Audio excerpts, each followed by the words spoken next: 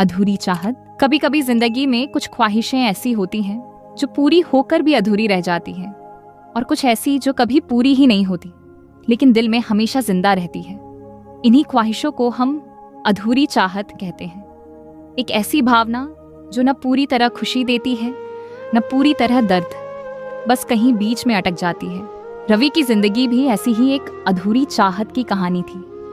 वो एक छोटे से शहर में पला बढ़ा जहां सपने देखना आसान था लेकिन उन्हें पूरा करना उतना ही मुश्किल।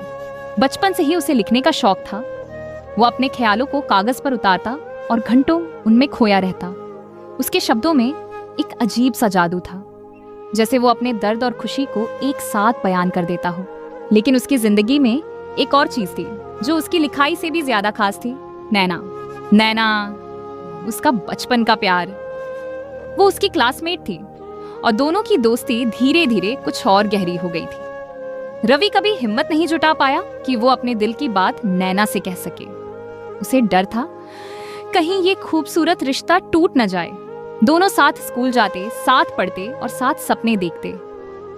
नैना हमेशा कहती, रवि तुम एक दिन बहुत बड़े लेखक बनोगे। रवि बस मुस्कुरा देता क्योंकि उसे लगता था कि अगर कोई उसका सपना सच कर सकता है तो वो नैना ही है। समय बीतता गया, स्कूल खत्म हुआ और दोनों के रास्ते धीरे धीरे अलग होने लगे। नैना के परिवार ने उसे शहर से बाहर पढ़ने भेज दिया। जाते वक्त उसने रवि से कहा, तुम लिखना मत छोड़ना और हाँ, कभी मुझे भूलना मत। रवि ने सिर हिला दिया, लेकिन उसके दिल में बहुत कुछ था जो वो कह नहीं पाया। वो कहना चाहता था कि वो सिर्फ उसे याद नहीं रखेगा बल्कि उसे कभी भुला ही नहीं पाएगा, लेकिन शब्द उसके गले में ही अटक गए। नैना चली गई और उसके साथ रवि की वो अधूरी चाहत भी जो कभी पूरी नहीं हो पाई। लोग उसकी कहानियों को पढ़कर कहते, आपकी कहानियां इतनी सच्ची क्यों लगती हैं? रवि बस मुस्कुरा देता और कहता, क्योंकि ये सिर्फ कहानियां नहीं हैं। एक दिन उसे एक किताब लॉन्च इवेंट में बुलाया गया। वहां बहुत सारे लोग आए हुए थे। रवि अपने फैंस से मिल रहा था, ऑटोग्राफ दे रहा था। तभी उसकी नजर एक चेहरे पर पड़ी, वो चेहरा जिसे वो सालों से भूलने की कोशिश कर रहा था। नैना, वो वहीं खड़ी थी, बिल्कुल वैसी ही, बस आंखों में थोड़ा सा अनुभव और हल्की सी थकान जुड़ गई थी। रवि के कदम जैसे थम गए, दिल की धड़कन तेज हो गई। वो समझ नहीं पा रहा था कि क्या करे जाए या वहीं खड़ा रहे। दोनों कुछ देर चुप रहे। फिर नैना ने उसकी किताब उठाई और कहा, तुम्हारी हर कहानी में कोई ना कोई अधूरी चाहत होती है। क्यों? नैना की आंखों में हल्की नमी आ गई। उसने धीरे से पूछा, क्या हमारी कहानी भी ऐसी ही थी? रवि कुछ पल चुप रहा, फिर उसने कहा, हमारी कहानी कभी शुरू ही नहीं हुई, इसीलिए खत्म भी नहीं हुई। ये सुनकर नैना मुस्कुरा दी, लेकिन उस मुस्कान में एक दर्द छिपा था।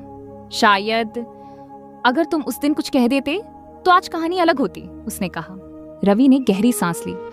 शायद, लेकिन फिर ये अधूरी चाहत भी नहीं होती जो मुझे लिखने की वजह देती है। दोनों ने एक दूसरे को देखा, एक लंबी खामोश नजर जिसमें सालों का प्यार, पछतावा और अपनापन था।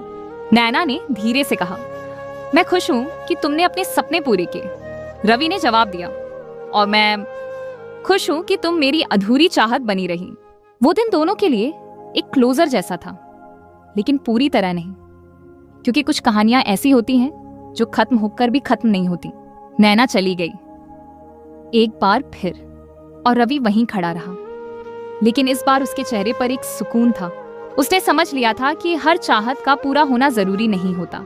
कुछ चाहतें अधूरी रहकर ही खूबसूरत लगती हैं, क्योंकि वो हमें वो महसूस कराती हैं जो शायद पूरा होने पर कभी महसूस ही ना हो। क्योंकि अब वो जान चुका था, अधूरी चाहतें ही हमें पूरा बनाती हैं। रवि ने उसी रात एक नई कहानी लिखनी शुरू की, एक अधूरी चाहत की कहानी। लेकिन इस बार उसमें दर्द कम था और सुकून ज्यादा, क्योंकि अब वो जान चुका था, अधूरी चाहतें ही हमें पूरा बनाती हैं।